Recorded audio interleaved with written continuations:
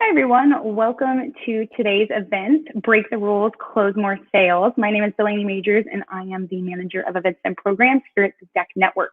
We're a 501c3 that helps entrepreneurs start, build, and grow their businesses, and we're trying to do all that we can to help any entrepreneurs, small business owners, founders out there right now during this time. We know it's absolutely crazy, so we have been providing events like this. We have a mentor program. We have a new resource website hub. All these sorts of things out here. So we really appreciate you spending your time on today's event, and definitely appreciate you continuing to seek us out and help us. So if you have any feedback about any of these events or any others that we have going on, feel free to send it our way. But with that, that's kind of a quick rundown of the deck in case you haven't ran into us before. But with that, like I said, what we're really here today for is the event, Break the Rules, Close More Sales with L'Areal. And in that case, I will toss it over to her and let her get right into it. So that way you guys can walk away with some great value today. So L'Areal, over to you. All right. Thanks, Delaney. So before I jump in and start sharing my slides and we get into the presentation and what we're going to cover today, it's going to be very, very helpful for me if I kind of know your title and perhaps what industry you are in. So if you wouldn't mind just dropping in the chat, what industry are you in and what is your role? And that'll help me know where I need to speed up, perhaps where I need to slow down, or if I need to tailor anything. All right, so I'll give you a second to go ahead and drop that in there. And then as I see that, then I will pull up my slides. Perfect. Thank you, Delaney. And don't be shy.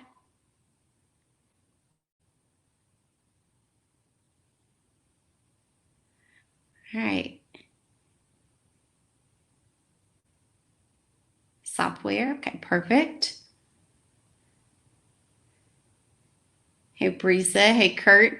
Kurt, I think we've met before. All right, keep on dropping those in there.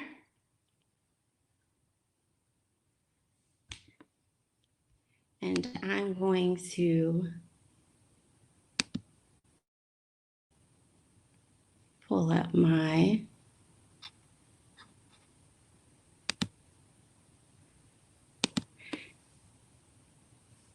all right.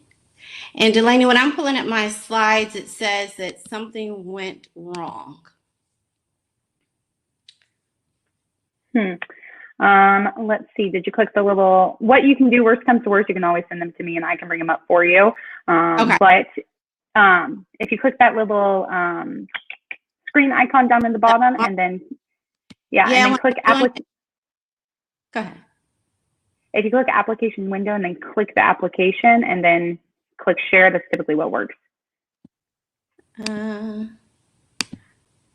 It's not even letting me, when I click it, it's just going to, it just says something went wrong. So what I'm going to do is I'm going to just shoot them over to you. You all give me 1 second and we will get going. So keep dropping those in there. Title and industry.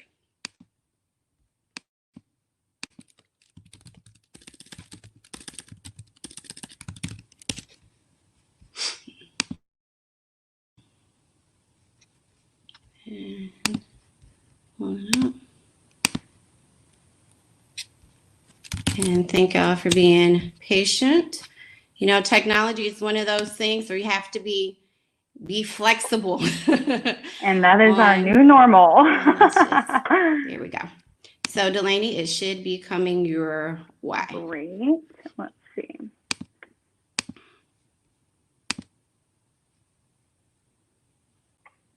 All right. All right. One. All right, so Delaney, you should be having that. And in the meantime, let me just go ahead and pull that back up. And here we go. All right, so we have analytics, we have software, we have sales. Okay, if there was one question that I could answer for you today, what would that be? Drop that in the chat, and by that time we have that up, then I'm sure the slides will be going. Let's see. I got the email, working on this right now.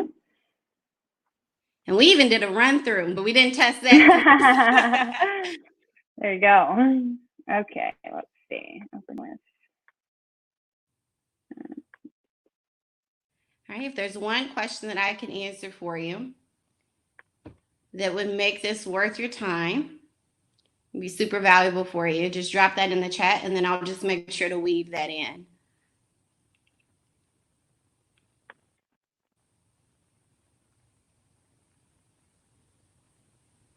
And again, don't be shy.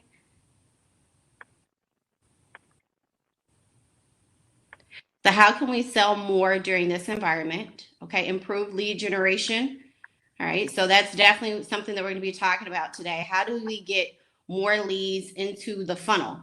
And then once we actually have them in the funnel, we don't want to just get leads. We also want to be able to close them as well. So we'll be talking about both of those things, Robert. So get the lead and then actually close the deal. Two-part, how hard should we be selling against?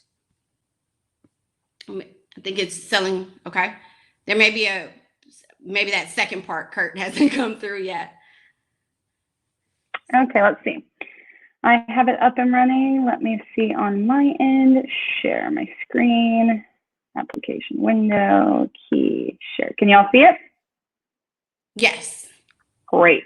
Just tell me when to click and I'll click. All right. All right. So how hard should we be selling against our competitors? Okay. Anything else? Going once, going twice. All right, last call. So let's go ahead and jump in. So today we're going to be talking about how to break the rules and close more sales. I am L'areal Lipkins, and I will be leading this session today.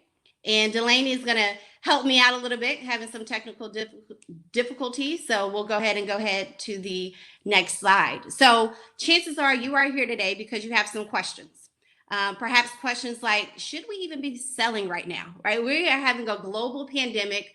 I know a lot of people are in this limbo of should I be selling, should I not be selling? And it could feel a little awkward. Perhaps is it even insensitive to be selling right now? Others might be wondering, how do I pivot, right? Maybe how do I pivot my message, my marketing? And if I need to pivot, how do I go about doing that? Or you might have questions about how do we get in front of more people? Robert, to your point, how do we get more leads coming in? And lastly, how do we get people to actually make a decision, close the deal, and say yes? So we'll be talking about all of those today. So here's my promise to you. By the end of the webinar, you will have 3 things that you can do right now to close more business. And this is whether you are in sales or whether you are the CEO. I want to be able to give you some really practical, tangible things on how to close more business. Now, understand that all of you all are in different industries, different roles. So I might give you some strategy that on the surface doesn't seem like it will apply. And what I ask for you to do is figure out, okay, if I were to use that strategy, how would I maybe need to change that a little bit to fit my role and my industry? Okay, next slide for me.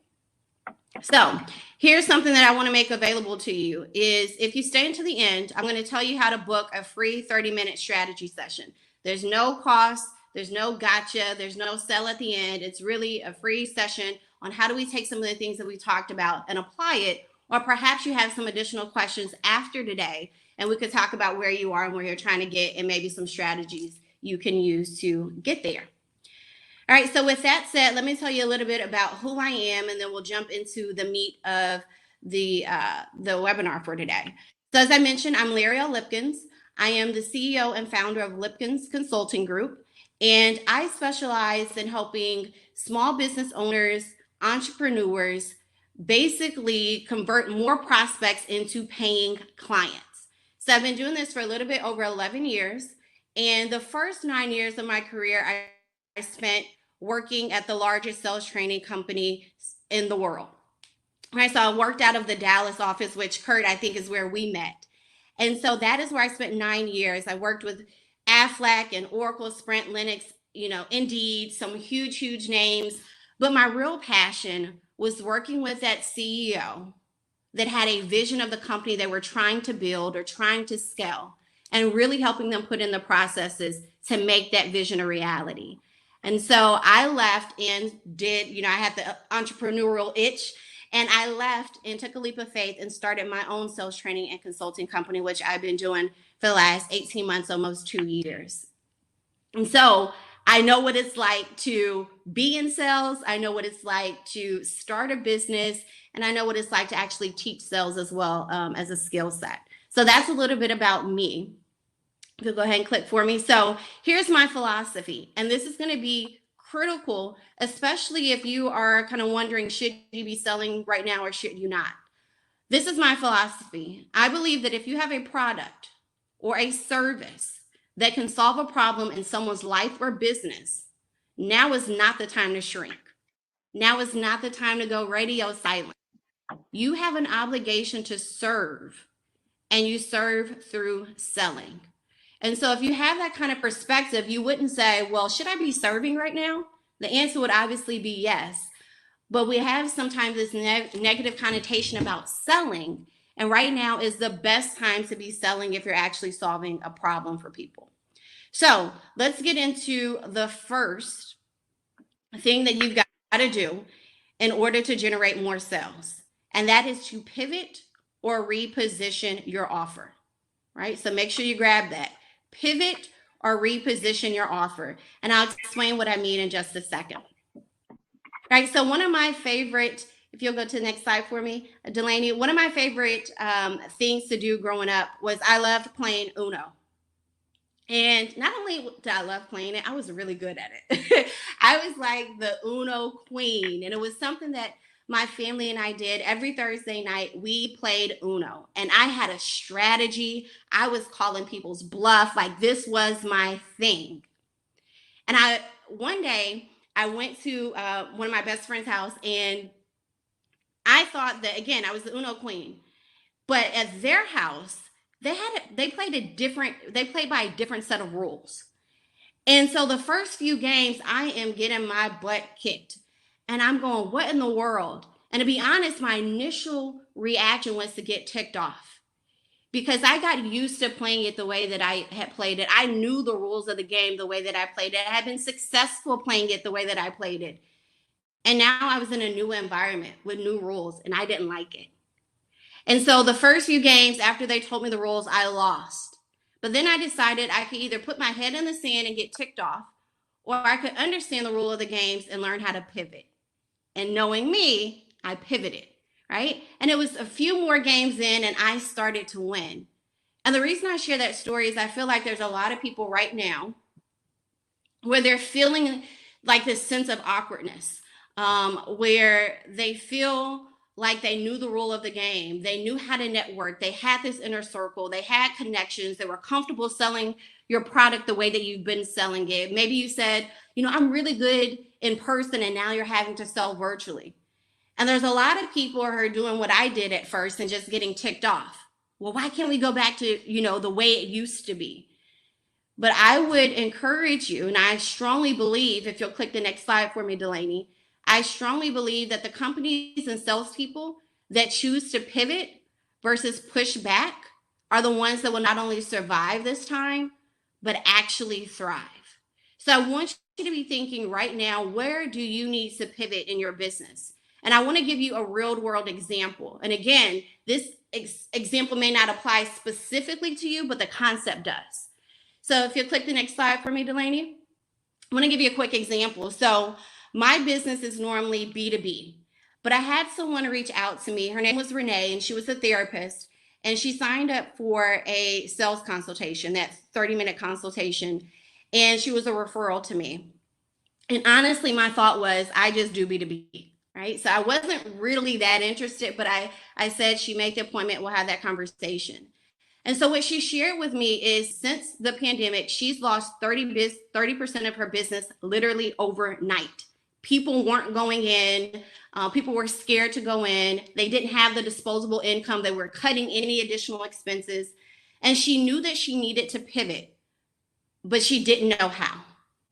And so one of the things that we did is I have a thing called a VIP session. And so we were trying to figure out how she could pivot and where she was needed most in the market. And here's a couple of ideas that we came up with. Oh, if you'll go back for me, Delaney. The first thing is that she started offering virtual appointments, right? That's kind of obvious. But Renee was old school. So this idea of going virtual to me as a millennial was very obvious, but to her, she was terrified, she was nervous, she was scared. She thought that she needed multiple pieces of technology pull together. And I was able to show her that no, you can have one system that where people could book their appointments, pay for their appointments, schedule it, and fill out their questionnaire prior to their appointment. Her mind was blown, right? Another thing that we did was we started going after companies, right? Or we put together a strategy for her to go after companies. So she was able to pivot her audience and she started prospecting for companies. And so she had two different offers. Again, I want you to think about how you can apply some of these concepts to your own business. So she started offering a service where a company could basically buy a certain amount of consultations and make them available to their staff, right? Is that not thinking outside of the box? Where we're going through a situation right now where people are stressed out, they're trying to figure out how to cope, people are losing jobs, people are losing income, they're having to be parents and teachers. But now as a company, I could offer this service to an employee and say, if you're having some challenges, coping or things that you need to talk to someone about, we have this service that we can now offer you. And then she also started doing speaking. So maybe they didn't want to buy a certain amount of sessions. Well, they could just book her to come in and just talk to their team about some strategies on maintaining their mental health and their emotional well-being, right? Thinking about the pivot. Where's the opportunity in the market for you? And last but not least, she increased her social media presence. And by increased, I mean she actually started. So she was starting really at square one. And what she realized is every time she posts, she would at least book one client or one session. So think about that for your business. Now, I want to show you what I did to pivot in my own business. Well, before the whole pandemic, my position was always, I can help you grow and scale sales, right? I can help you scale your sales efforts. But right now, people aren't thinking about scaling or growing. They're thinking about, can I close business? Can I keep my business? Can I keep the lights on? So I pivoted and said, I can help you and your salespeople turn prospects into paying clients. I can help you grow your business or save your business. I had to go literally overnight from speaking on stages. 50% of my income comes from me being booked as a speaker to speaking online. I had to go from just booking consulting and training to adding digital products, which might fit some of you all's world. What digital products can we add? I had to pivot from having yearly retainers to now offering half day and full day VIP sessions like I had with Renee. So here are some other areas that you might need to pivot in your business. If you'll click for me, Delaney. You might have to pivot in your business model. Right? Your structure may not work for the selling environment that we're in today. You might have to pivot your market. So that's one thing that Renee had to do. Instead of just going after consumers or individuals, how can I pivot and go to a market that can pay and buy a larger amount of sessions? Sometimes you have to pivot your message. So Dean Degrassi, I don't know how many of you all know him, but he's very big into real estate. And in 2008, 2009, he had all of these ads running about getting into real estate. But when 2008 and 2009 hit and we had this major recession, he had to pivot his message. And so he went from telling people, like, you can make tons of money in real estate to real estate can be your life preserver. Real estate can keep your own roof over your head. Selling the same offer, but he had to change the message so it actually resonated with what was going on in the world. You might have to change your marketing approach. You might have to change your main offer. You might have to change your methodology. I went from doing only yearly retainers to now doing one-off VIP sessions, right? You have to be flexible and adapt. You can't just put your head in the sand. You can't just say, well, I don't want to play by these rules. Well, you could, but we know that the ones that are going to win are going to be the ones that can actually pivot with what's going on right now. If you'll hit it for me. So I want you to be thinking right now for yourself, where is it that you need to pivot? out of all of those pieces, your message, your market, your offer, your methodology. The second thing that I get a ton of questions on, and it came up today, was about how do I get in front of more people? How do I get more opportunities? How do I book more conversations? L'Oreal, no one is answering the phone. Everyone is at home. And they're not just running their business. They're not just being an employee. They're not just having meetings, but they're also having to teach algebra and English and art and science, especially, you know, if they're parents, they're having to do more with less. And so the second thing that you want to do, if you want to generate more new business, and you're not going to like me for this one, is you have to start creating versus consuming content. Create versus just consuming content. If you hit it for me, Delaney, so I'll explain to you what I mean. Now more than ever, people are looking for answers. And the question is, when your prospects go looking, will they find you? Now more than ever, we have a ton of question marks. Your prospects are trying to figure out what they should do, how they should do it, what's the best way. And if you aren't putting your voice out there, if you're not putting your information out there, if you're not being visible, it's going to be difficult for people to find you. And if you think about where most people are spending their time, I just saw a recent article about how Instagram has burst. Facebook has burst. Like they're exploding with the amount of people that are using it and the amount of time that they're spending on these platforms, because people are looking for answers and they're also looking for an escape. And so this is a perfect opportunity for you to stand up and stand out and start putting your message out there. Renee was the perfect example, someone who definitely did not see social media as a way to drive business, and she was very uncomfortable. And we were able to put together a strategy for her to start sharing her message out there, and she started booking business. Now she loves it. But if you'll click for the next screen for me, Delaney, you might be thinking, L'Oreal, that's great. But how do I start, or where do I start with content? And I could have filled this screen up with like 30 different things that you could have done to create content. But what I tried to do is narrow it down to 5 different things that you could do. But I don't want you to do all 5. I want you to do one. Pick one. So you might want to start doing webinars like we're doing today. I said people are looking for information. People are looking for answers. You're here today because you're looking for answers. So webinars are the perfect platform for you to drive business. It's a perfect platform for you to sell one to many versus just selling one-on-one. Now, yes, you do need to have a strategy for it, but it is an excellent, proven, highly, highly effective way to generate new business. Whether it's webinars you're hosting yourself, or whether it's webinars like we're doing today where I'm on someone else's platform. The other thing that you could be doing right now is videos. Now notice I did not use a video camera icon. I used your iPhone as the icon, because you can just use your cell phone to record videos, right? Record videos, and I'll tell you how to come up with the content in just a second. The other thing is looking for blogs and for posting on LinkedIn, posting on Facebook, posting on Instagram. Yes, Instagram is a highly effective sales tool even for B2B. But getting on blogs, getting on other people's platforms and leveraging their audience and leveraging their reach. The other thing that you could do right now is generating and creating lead magnets. Lead magnets are things that you can create like checklists or templates or plug and plays or swipe files that you can put out there for people to download and to get onto your email list. Now you do need a process to nurture those leads and convert them. But it's a really highly effective tool. Last but not least is email marketing. This is where I see a lot of small businesses struggle.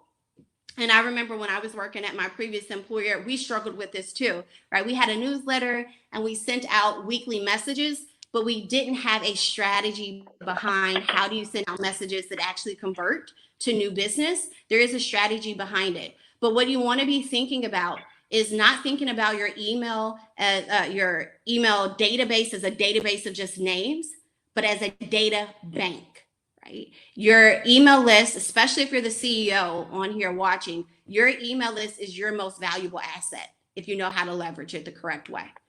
So each one of you should be able to pick one of these types of content, either webinars, doing videos, getting on other blogs, creating a lead magnet, or doing email marketing. And the reason that lead magnets and email marketing are highlighted now is because if you are the CEO, lead magnets and email marketing is where you need to spend your time, especially if you have salespeople. Right now, you should be focused on creating a lead magnet and building your email list. And the reason is that your email list is what you own. So when this pandemic hit and I lost 50% of my business because 50% of my business comes from speaking, I had my email list of thousands of people that I could still market to. That is the power of having a solid email list and having a strategy that allows you to generate business, right? If you go to the next thing. So here's some questions that I want you to answer. By the way, you probably want to screenshot this because this will be incredibly important for you to be able to answer these questions.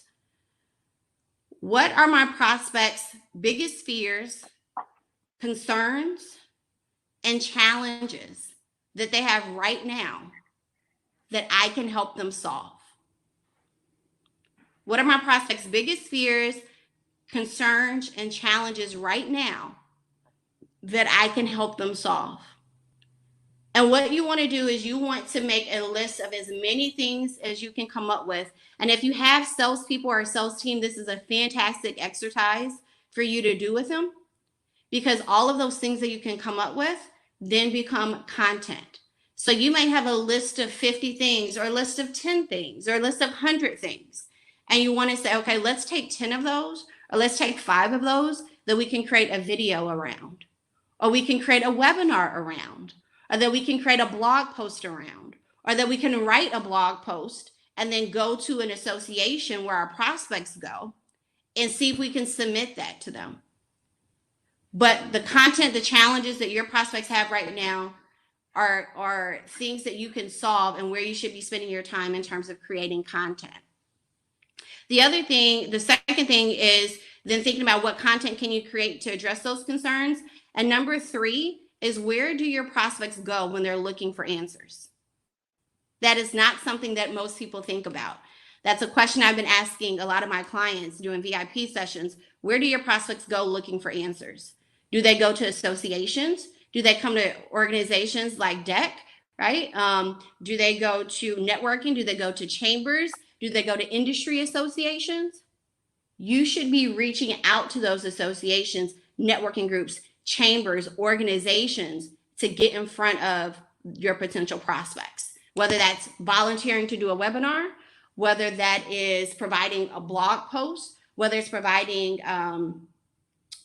incentives or coupons, whether it's advertising on their website, whether it's advertising to be on their email, having your logo on their weekly email that goes out.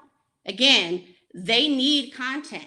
They need resources. So if you can be of value to them, you'll build a relationship with the organization, but you also have a certain level of credibility then when you get in front of your potential prospects.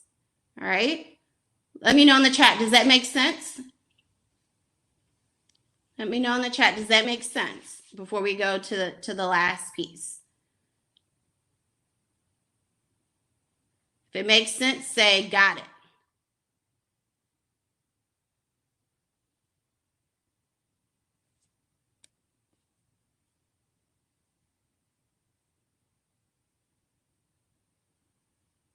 All right. So Delaney, yep, making sense?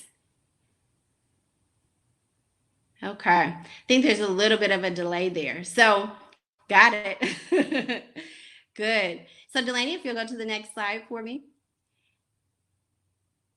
So, and then in just a minute, be thinking about any specific questions that you have, because then I'll open it for 10 minutes or so of Q&A if there's any questions at the end. So the next thing that you need to have in place, the third thing, that if you are serious about generating new business, we've already talked about the fact that You need to be able to have some solid content, that you need to be a thought leader, that you need to be getting your information out in front of your prospects. We already talked about that you need to be able to pivot your message, your market, your marketing, perhaps even your offer. The last thing that you need is, we don't just want to have deals coming in, but we need to actually be able to close these deals. So you need a sales process that consistently converts prospects into paying clients. Okay, consistently converts prospects into paying clients. So before I dive into this, we'll do one last thing in the chat, and that's if you will let me know in the chat what's been the biggest challenge you and or your sales team has experienced in trying to convert prospects into paying clients. Right? We're getting some leads, we're having some conversations, we're setting some appointments. What has been the single biggest challenge that you or your sales team has experienced in converting those prospects into paying clients? All right, and if you'll drop that in the chat for me, that way I can address some of the specific things and give you all some strategies that you can use. And while they're doing that, Delaney, if you'll just click, thank you.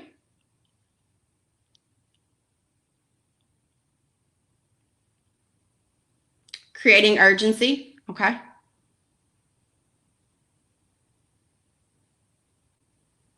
Finding the clients, where's the best place, which plays into marketing, okay. So while you are typing, Kristen, I want to address yours, is finding the clients. One of the things I'm a big believer in is a concept called your Dream 100. And your Dream 100, what you do is you get very clear about who your prospects are. So it might be, for example, for me, a lot of my best clients are small to mid-sized companies where the CEO is also managing the sales team, right? Not just small business owners, but where I do the best is small to mid-sized companies where the CEO is also managing the sales team, right? And that typically managing the sales team is not their skill set, right? So once you get very clear about where your prospects are or potential clients are, what you want to do is write down, and you want to do 1 through 100. Start maybe, what are all the podcasts that they listen to?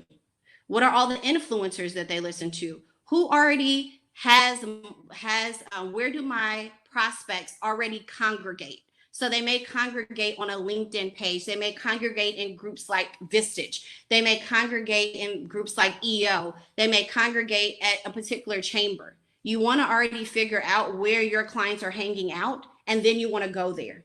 The mistake that a lot of us make, especially in sales, is we try to get people to find us. And it's much easier to say, where do they already hang out and how do I get in front of them?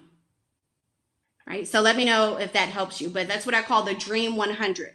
What are the top podcasts they listen to, associations that they attend, groups that they're part of, websites that they visit. Come up with a list of 100. Now your goal is, how do I get in front of them using that list?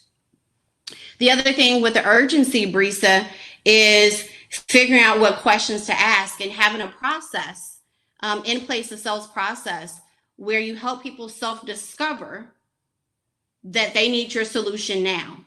Again, a lot of times, as I mentioned with Dean was pitching his product, pitching his classes as a nice to have if you're looking to get into investments, real estate investing.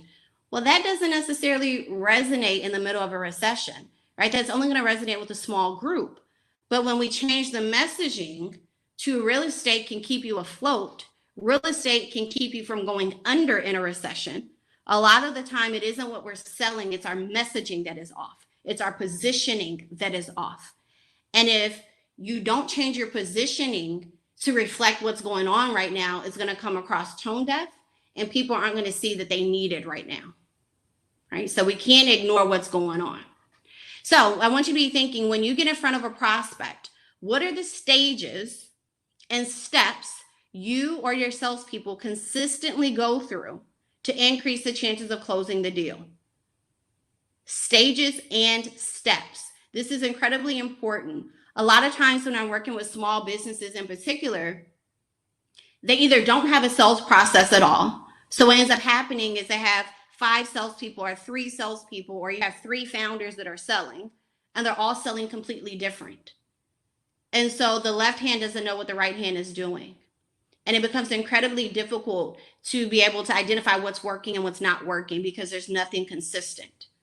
Other times they have a process in place, but really all they have is stages. For example, we have a discovery meeting. We have an initial call. We have a discovery meeting. We have a proposal stage. Then we present the proposal. And then we have a negotiation stage and so on and so forth. Those are stages, but you also need to have the steps, right? A true sales process not only has the stages, but it has the steps. And you can take it a step further and then actually have scripts or frameworks that you and your salespeople use to be effective. But the majority of people don't even have stages or steps. And what ends up happening is they wing it. And in today's environment, where the reality is it's harder to get in front of people and you have to shift and pivot how you're getting in front of people, every opportunity counts more, right? And I don't want you to be emotional on sales calls. That's not what I'm encouraging you to do. But the reality is every lead is worth more, right? They're harder to come by. So we want to be able to optimize and maximize every sales conversation we get or we have, and that requires you to have a sales process. So let me give you an example of someone, like a real world example that happened recently. You can go, Delaney. Thank you. I had someone that reached out to me called the Tutoring Place. They have 2 tutoring locations in Dallas. And this gentleman, he bought the company and they were making, I think, roughly $400,000 a year. And over the last 2 years, they've gone down to a little bit over $150,000 a year. So he called me right at the beginning of the pandemic. So we started working a little bit before this hit. So one of his challenges is people were calling in and they were shopping, right? They needed to do SAT testing or ACT testing. And again, it doesn't really matter what you sell. The principles are the same. But the person that was answering the phone was not a salesperson. So she would give the pricing, she would give the information, and the person would say, okay, I will call you back versus booking. And in their business, if they didn't book immediately, they probably weren't going to book. So it was incredibly important for her to close that conversation when she had the opportunity. But again, she's not a salesperson. The other challenge is that they wanted to stop selling, or they wanted to sell more packages versus just one-off sessions, so he could start having more predictable income. And so one of the things that they did, or we did once I came in, is I created a sales process, basically a script for the person that was answering the phone to follow, even though she wasn't a salesperson. So she had certain questions that she was supposed to ask. And based on their answer, it went to another certain question she was supposed to ask. There was certain information that she needed to get. And just by doing some of those slight changes and actually building out a process, we were able to increase their close ratio by 37%, right? By 37% with a non-salesperson. And that was huge. We were also able to start selling more packages, and their tutors were actually the people who were selling the packages, where these were people who were exceptionally smart, but not necessarily salespeople. And so now I'm asking them to not only be exceptional tutors, but then also give them a process to not just book that one session, but how can we upsell it on the back end to a long-term package? And so the thing is this, it doesn't matter what you sell or who you sell to.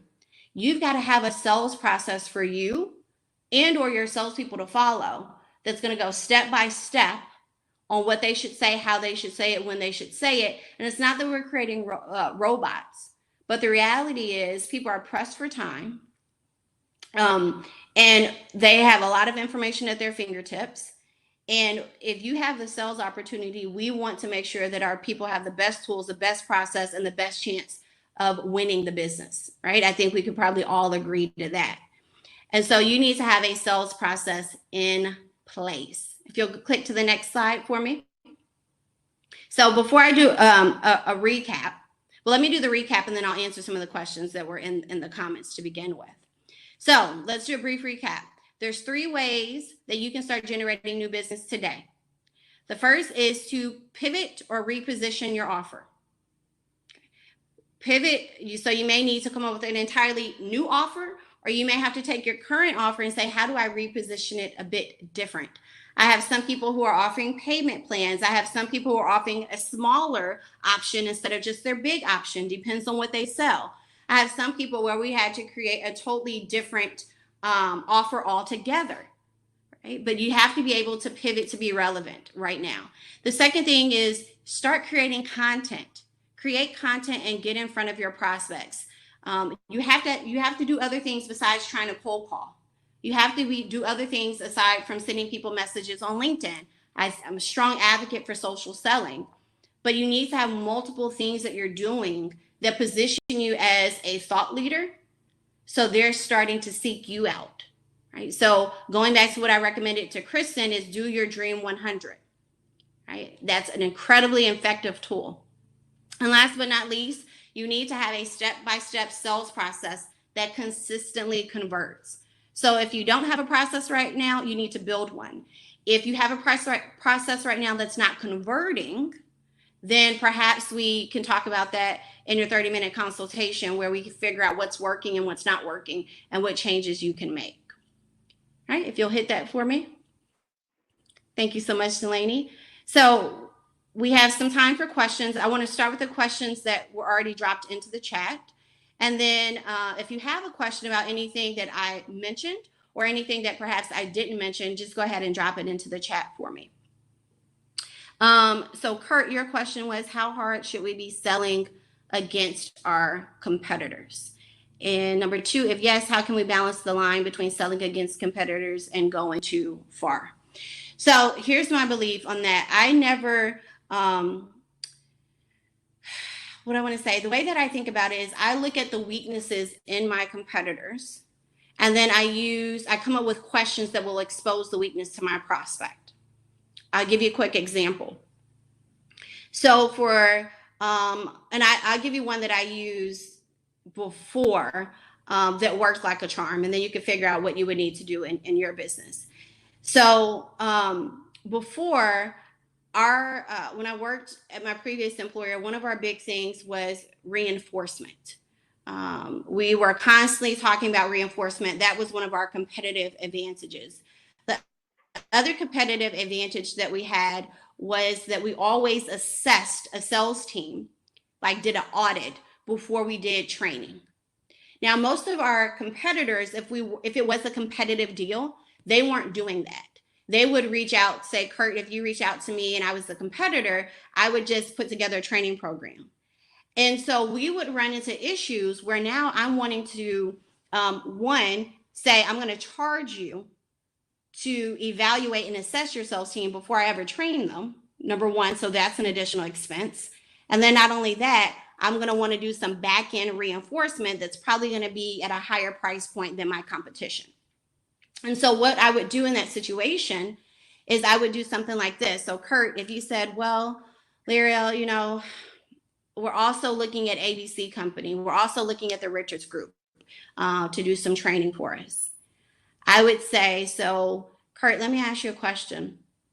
When you talk to the Richards Group about evaluating your sales team, and when they talk to you about evaluating your sales teams to identify who was actually going to sell, who could actually get better, what training your sales team actually needed, what did that look like? What did their assessment process look like? And 9 times out of 10, really 10 times out of 10, because I know they don't do that, they would say, well, they didn't mention anything about assessing our team before rolling out a training program. And I would say, so Kurt, why do you think that might be important? And Kurt would say, well, it might be important for us to identify who could actually improve if we did some training. That way we're not wasting money on salespeople that aren't going to actually get better. It might be helpful for us to identify what skills our people really need, because I think I know what they need, but might be helpful to actually see where they think they need help, right? And I could go on and on and on. But the key is, and I hope that you caught it, I'm taking something I know makes me different and better than my competitor, and now I create a question around it So I don't have to go hard against the competition. My prospect goes hard against the competition. Does that make sense, Kurt? Let me know in the chat. Take what you know you do different or better and position it as a question that you ask your prospect. So now you open what they call a curiosity loop. Right now they're wondering, well, why don't they do an assessment? Same thing on reinforcement.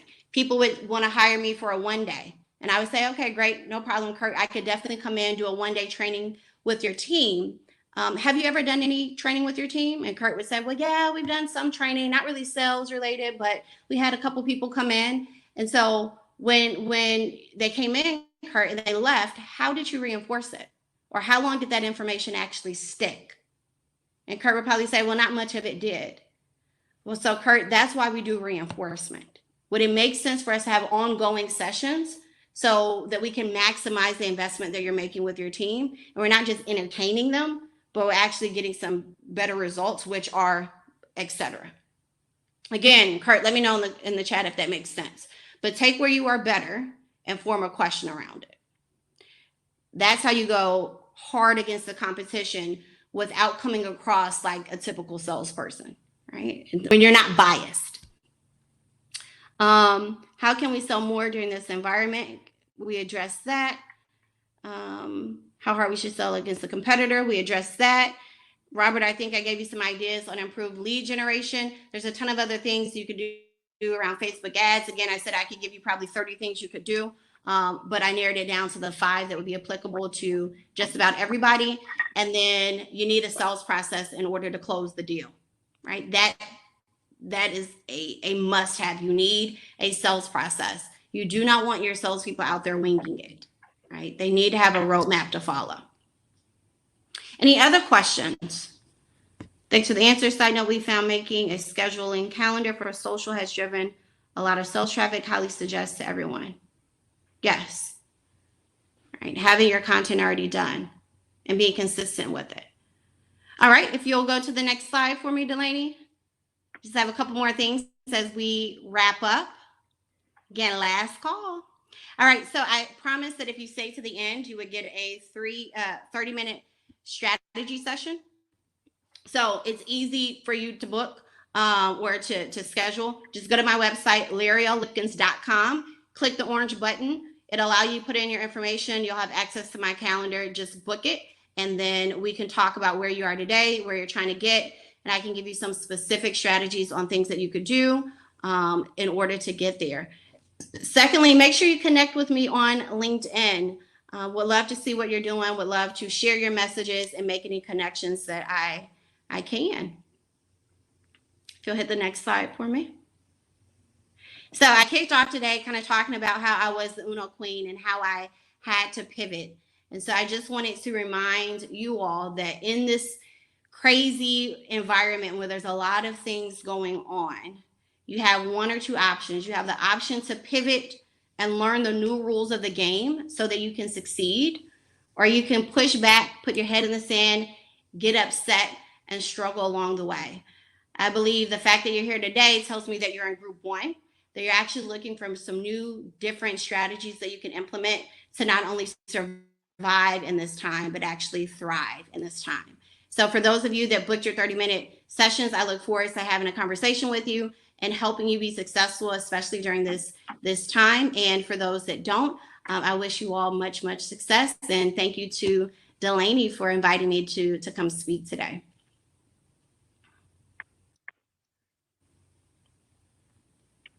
Oh, whoops, sorry, I forgot I put my little slider on. That was awesome, L'Areal. Thank you so much. Just want to take this time for everybody. Thank you so much for coming. It was great. Some awesome information there and some valuable information. I will pop in a few resources that the deck has over here in the chat really quickly. So if you stick around for about 5 seconds, even when I turn our screens off, you'll be able to grab it there, including our mentor platform and our resource website. So that way, all of that will be there. And then also this session will actually be as long as L'Areal, you're okay with it, we can upload it to the website and make sure that we can, or send it out to you guys afterwards, and so that way you guys can have access to it. But either way, we can download this and get it to you somehow. But thank you again, everybody, so much for attending, and thank you, L'Areal, and we will see you next time. All right. Have a good one.